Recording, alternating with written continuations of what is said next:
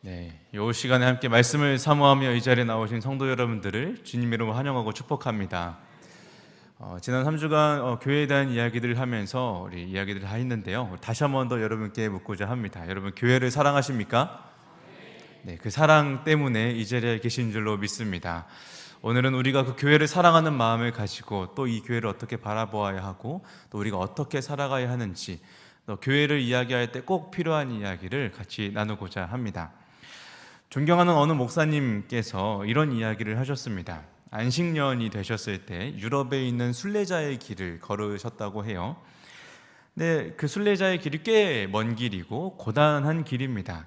그 중간중간 가는 길에 작은 쉼터가 있고 물을 마실 수 있도록 한켠에 준비되어 있는 그 쉼터 같은 곳이 있었다고 합니다. 누구가 제공하는지는 모르겠는데 그 누군가가 제공해주는 그 작은 쉼터, 힘들 때 물을 마실 수 있는 오아시스 같은 그 쉼터가 많은 순례자들에게 큰 힘이 되었다고 합니다. 여기의 이용료는 얼마였을까요? 무료였습니다. 그냥 순례자의 길을 걷는 사람들이라면 다 이용할 수 있는 겁니다. 그런데 운영은 돼야 되니까요. 작은 기부함 하나를 놓고 사람들이 물을 마시고 감사한 마음을 자유롭게 표현할 수 있도록 이렇게 놓아놓은 박스가 하나 있었다고 해요.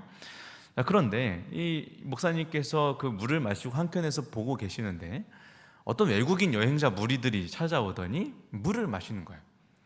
근데 어찌나 시원하게 벌컥벌컥 마시는지 갈증이 많이 났나 보았다고 합니다. 그래서 막 물을 마시고는 너무 감사한 마음에 큰 마음을 쓰면서 그 박스 안에다가 $20를 쾌척을 해서 넣은 거예요. 근데 $20를 넣는 그 순간에 이 쉼터를 지키는 누군가가 헐레벌떡 달려왔다고 합니다. 막 달려와서 하는 말이 감사합니다 뭐 이런 거 아니고요, 막 달려와서 말리는 거예요. 죄송한데 이런 큰 돈은 넣어두십시오. 이런 큰 돈은 정말 두었다가 정말로 이 돈이 필요한 사람들이 생기면 그때 쓰십시오. 우리 쉼터는 이 정도 돈은 필요 없습니다 하고 거절을 하는 거예요.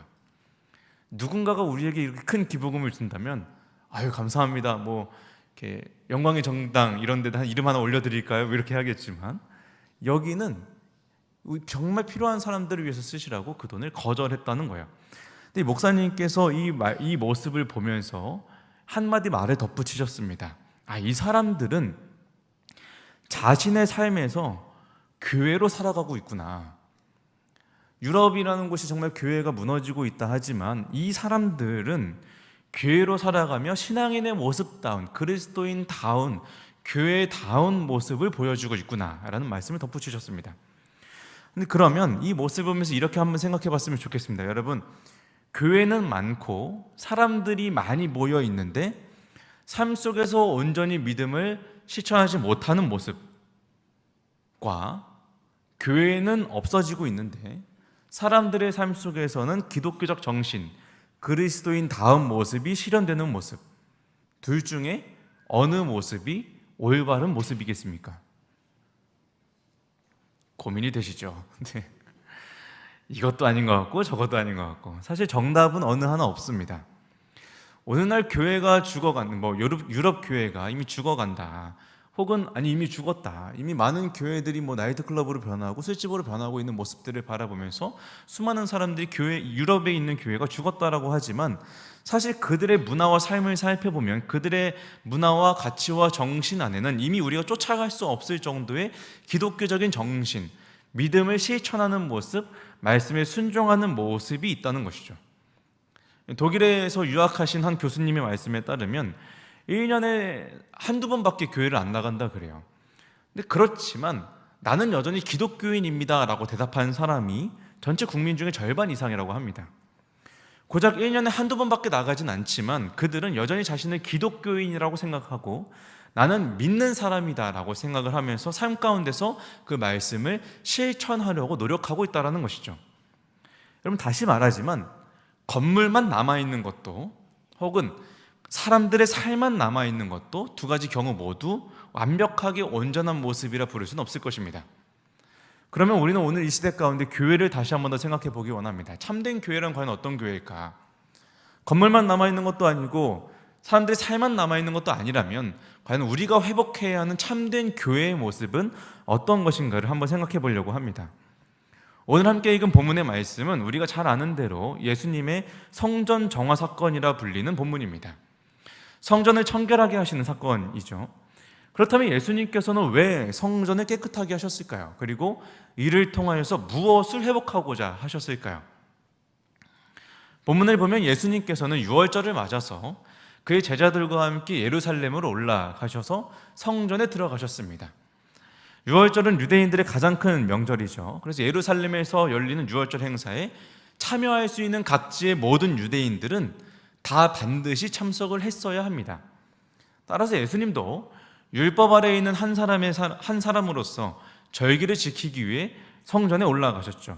그런데 성전에 올라가신 예수님께서 제일 먼저 발견하신 광경, 그 예수님을 맞아주셨던 제일 먼저 맞이했던 사람들은 기도했던 사람들도 아니고 제사장들도 아니고 예배하는 사람들도 아니라 장사꾼들과 환전꾼들이었습니다.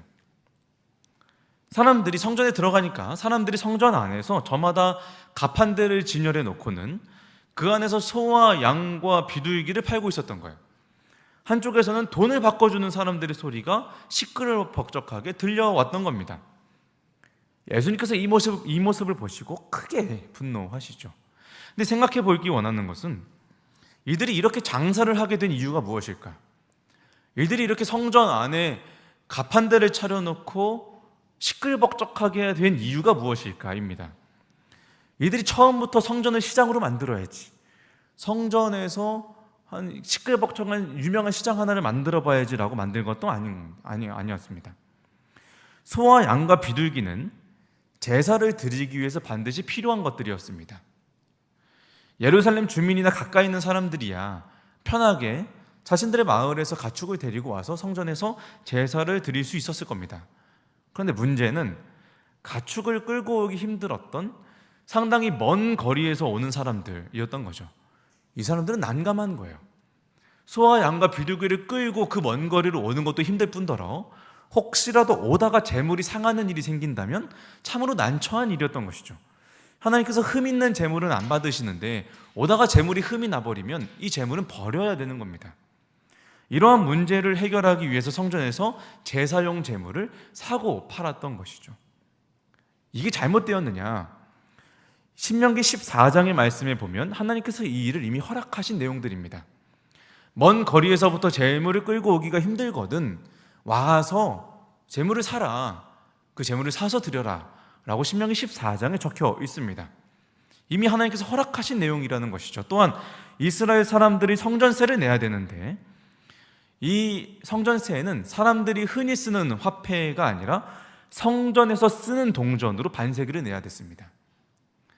굳이 일반 동전이 아니라 성전에서 쓰는 동전을 따로 바꾸어서 내야 됐던 것이죠. 그렇기 때문에 반드시 환전상들도 필요했던 사람들입니다.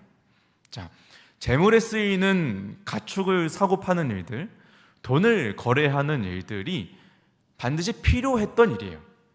성전 안에서 말씀을 지키고 온전한 예배를 드리기 위해서 반드시 필요한 일들이었다는 겁니다. 그래서 예수님께서 말씀하신 뉘앙스를 잘 보아도 이들의 행동을 문제 삼으시는 것들이 이들이 장사하는 행위 자체나 이윤을 추구하려는 모습 자체를 꾸짖으시는 것은 아닙니다. 그 행위 자체는 그럴 수 있어요. 그 행위 자체는 괜찮습니다. 그런데 문제는 그러한 필요한 일들이 그 장소가 가지고 있는 본질을 해쳤기 때문입니다. 성전에서 사고 파는 일들, 하나님께서 허락하신 일들, 돈을 바꾸는 그 모든 필요한 일들이 성전이라는 장소가 가지고 있는 그 본질을 해쳤기 때문에 예수님께서 분노하셨던 것이죠.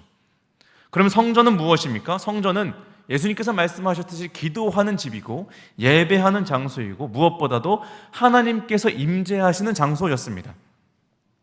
하나님께서 성전을 만드실 때 이스라엘 가운데 성전을 만들어 두어서 성전을 통하여서 이스라엘 백성들에게 자신의 임재를 나타내 보이시는 것이죠.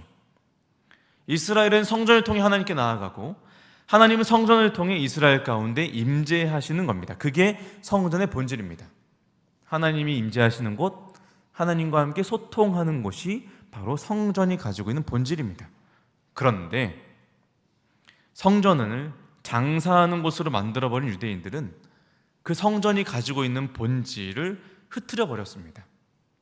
더 온전한 예배를 드리고자 하는 열망이 이윤을 추구하는 마음으로 변해버렸고, 장사하는 소리와 환전하는 짤랑거리는 소리가 있어야 하는 예배의 소리를 몰아내었던 것입니다. 다시 말하면 그 자리에 있어야 하는 하나님의 임재를 몰아낸 것입니다. 여러분 생각해보면 오늘날 교회 안에서도 필요한 일들이 많이 있습니다. 정말 꼭 필요한 일들이 많습니다. 사실 모두가 필요한 일들이죠. 어느 것 하나 필요하지 않은 일들이 어디 있겠습니까? 각종 사역하는 일들, 봉사하는 일들 다 필요합니다. 예배 전에 찬양팀 찬양을 부르고 찬양을 준비하는 일들 다 필요합니다. 예배를 준비하는 사람들의 분주함 다 필요한 분주함들입니다. 식당 봉사, 친교와 교제를 위한 각종 모임들 모두 필요하고 없어서는 안 되는 것들입니다. 그런데 그러한 것들이 신앙의 본질로 침투하고 결국에는 예배를 몰아낸 만큼의 위치를 차지하게 될 때 그 순간 하나님의 임재를 놓치게 되는 겁니다. 그때 우리는 교회의 교회됨을 잃어버리고 마는 겁니다. 이것을 우리 개인의 신앙의 영역으로 확대해 보면 우리 일상에서 일어나는 모든 일들이 다 필요한 일들입니다. 하나님께서 허락하신 일들입니다. 먹고 자는 일들, 사고 파는 일들, 일하는 것들 다 정말 필요한 일들입니다. 자, 그런데 그러한 것들이, 꼭 필요한 것들이, 하나님께서 우리에게 주신 것들이 우리의 예배를 몰아내고 우리의 삶과 마음 가운데 하나님의 임재를 몰아내어 버린다면, 그 본질을 몰아내어 버린다면 우리는 개개인의 교회됨을 잃어버리는 것입니다. 여러분, 하나님 없이는 교회가 설 수 없습니다. 하나님 없는 교회란 있을 수가 없는 겁니다. 왜냐하면 주님께서 우리 교회의 머리가 되시기 때문입니다. 그런데 교회 안에서 하나님의 임재가 사라지고 교회가 교회됨을 잃어버릴 때 이 땅 위에서는 하나님의 나라를 경험할 수 있는 방법이 없습니다. 우리가 교회됨으로써, 교회가 교회됨으로써 하나님의 임재를 드러내고 이 땅 가운데 그 주님의 임재를 드러내 보여야 하는데, 교회가 하나님이 임재하시고 하나님의 나라를 드러내는 통로가 되어야 하는데 어느 날 교회가 머리가 잘리고 그렇지 못한다면 이 땅 위에 하나님의 나라가 있을 수 없다라는 것이죠. 그렇다면 오늘 우리는 무엇을 해야 합니까? 본질에 집중해야 되는 것입니다. 교회가 가지고 있는 본질, 예배를 통하여서 하나님의 임재를 경험한다는 그 한 가지 명확한 본질에 집중하는 것입니다. 그것이 이 모임으로서의 교회에 적용되든 혹은 한 명 한 명 나라는 교회에 적용되든 동일합니다. 다른 어떤 것들이 꼭 필요하고 그것이 설령 하나님께서 허락하신 일들이라 할지라도 그것이 예배라는 본질을 해칠 수는 없는 것입니다.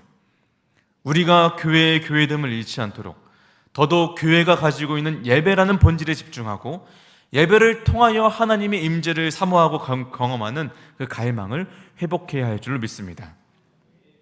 오늘 예수님께서도 이러한 본질을 회복하시기 위하여 성전 안에서 매매하는 자들을 내쫓으시고 성전을 깨끗하게 하셨습니다. 성전의 본질을 회복하신 것입니다. 이러한 예수님의 과격한 행동에 대해서 성경은 이렇게 말합니다. 우리 17절의 말씀 다시 한 번 더 읽겠습니다. 제자들이 성경 말씀에 주의 전을 사모하는 열심이 나를 삼키리라 한 것을 기억하더라. 아멘.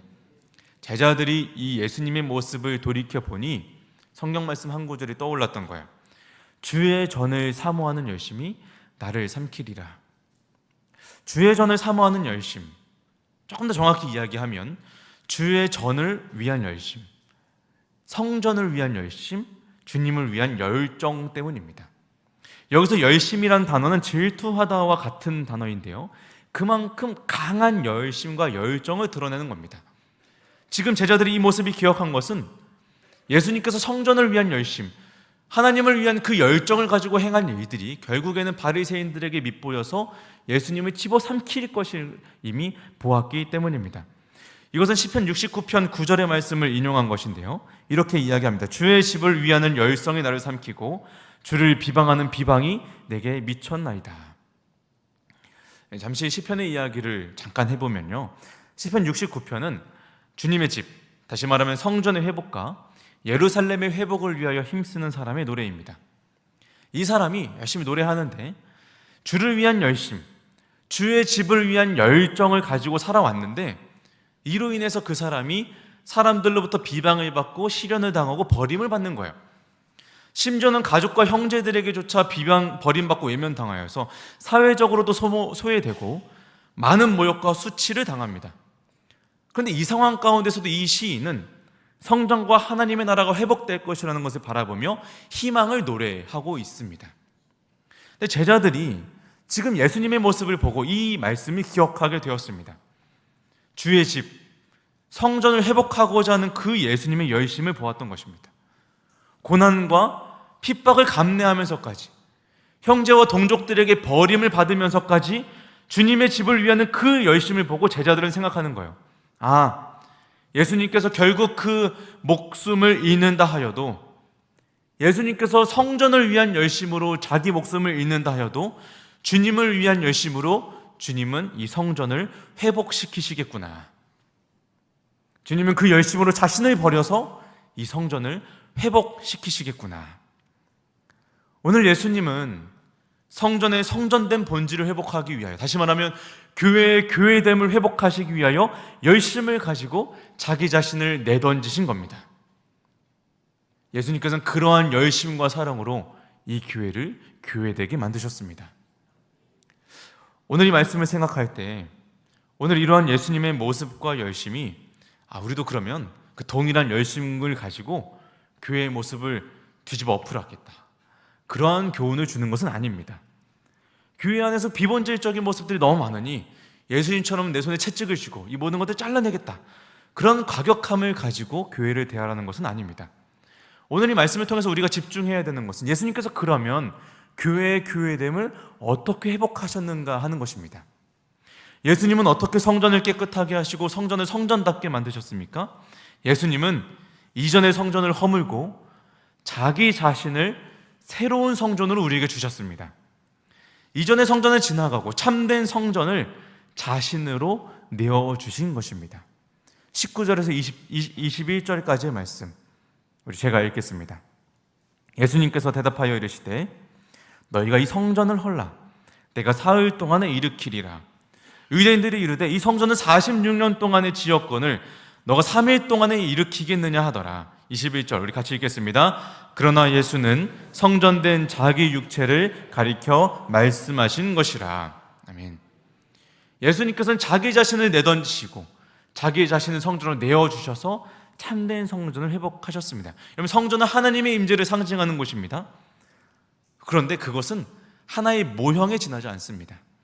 앞으로 올 것, 앞으로 올 참된 성전을 가리키는 하나의 상징이죠.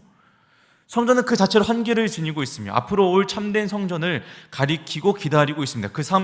그렇다면 그 참된 성전이 누구입니까? 바로 예수님입니다. 예수님은 그 자신이 참된 성전으로서 하나님의 임재를 상징하고 이 땅에 내려오셨습니다. 예수님께서 이 땅에 태어나실 때 뭐라고 불립니까? 임마누엘. 무슨 말입니까? 하나님께서 우리와 함께 하신다. 하나님께서 함께 하신다. 하나님의 임재가 곧 예수님의 존재라는 것입니다. 예수님께서 이제 자신의 육신을 참되고 유일한 성전으로 우리에게 내어주셨습니다. 이제는 사람들이 예루살렘 성전이라는 건물로 올라가지 않고도 예수님을 통하여서 예배하면 하나님의 임재를 경험하고 하나님의 나라를 경험할 수 있게 된다는 것입니다. 여러분, 그렇다면 이 말씀을 통해 볼 때 결론적으로 우리가 그리스도께서 세우신 참된 성전, 예수님께서 회복하신 참된 교회의 모습을 회복할 때 우리가 회복해야 되는 모습은 무엇일까요? 예수님의 모습을 바라보며 우리가 회복해야 하는 교회됨의 모습은 무엇일까요? 첫 번째로 그것은 교회의 본질을 회복하는 것입니다.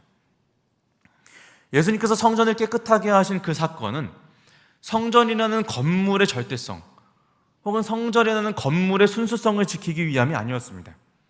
유대 민족주의자들이나 혹은 근본주의자들 혹은 시오니즘을 가지고 있는 사람들이 이야기하는 것처럼 성전이 살아나야 된다, 이 건물이 살아나야 된다, 이 성전의 절대적인 가치를 두고 그것을 지키기 위해서 성전을 깨끗하게 하신 것이 아니라는 이야기입니다.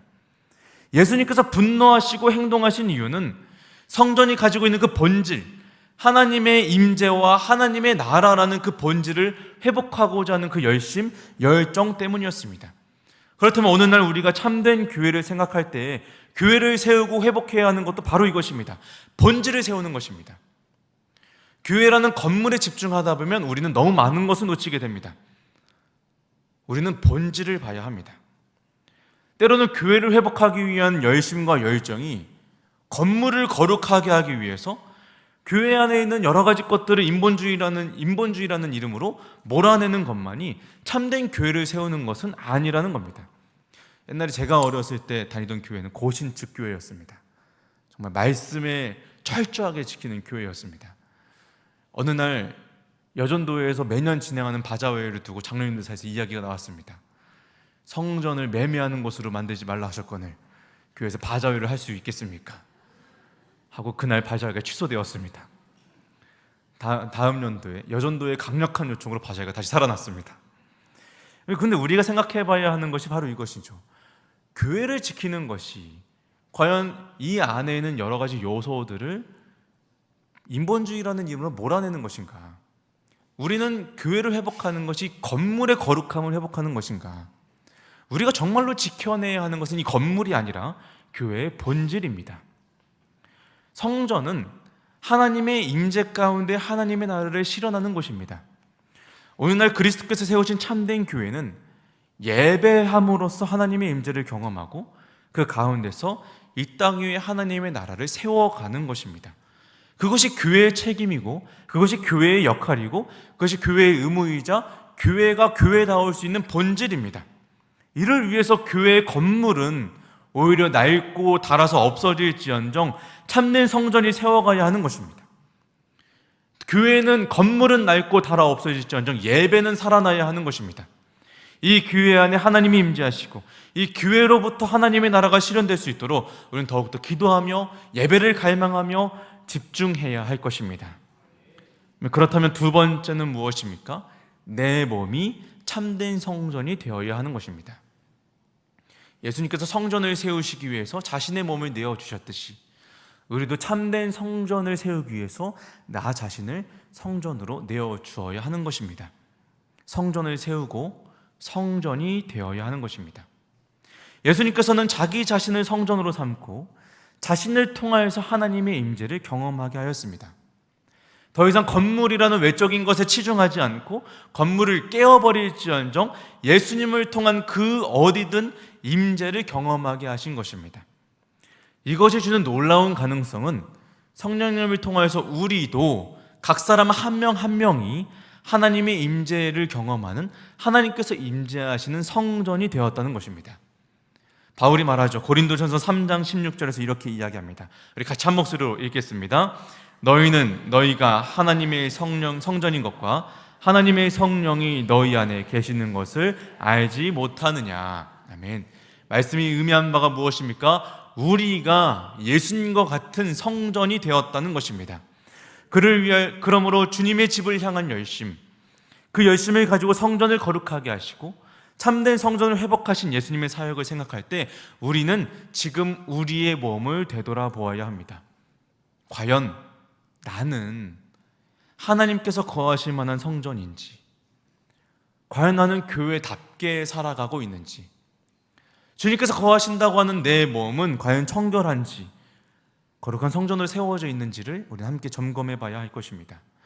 그러므로 바울이 고린도전서 3장 17절에서 이어서 이렇게 이야기합니다. 누구든지 하나님의 성전을 더럽히면 하나님이 그 사람을 멸하시리라. 왜냐하면 하나님의 성전은 거룩하니 너희도 그러하니라. 우리가 주님께서 세우신 참된 성전이라면, 우리가 교회라면 우리가 주님의 거룩한 교회다운 모습을 가져야 한다는 것입니다. 오늘 우리는 각 사람 한 명 한 명이 하나님의 임재하시는 성전으로 세워지고 성전이 되어야 합니다. 이 예배가 끝나면 이 건물을 깨고 나와서 흘러나와서 온 세상으로 퍼지는 성전들이 되어야 합니다. 내가 선 그곳마다 하나님의 임재가 함께하는 성전이 되어야 합니다.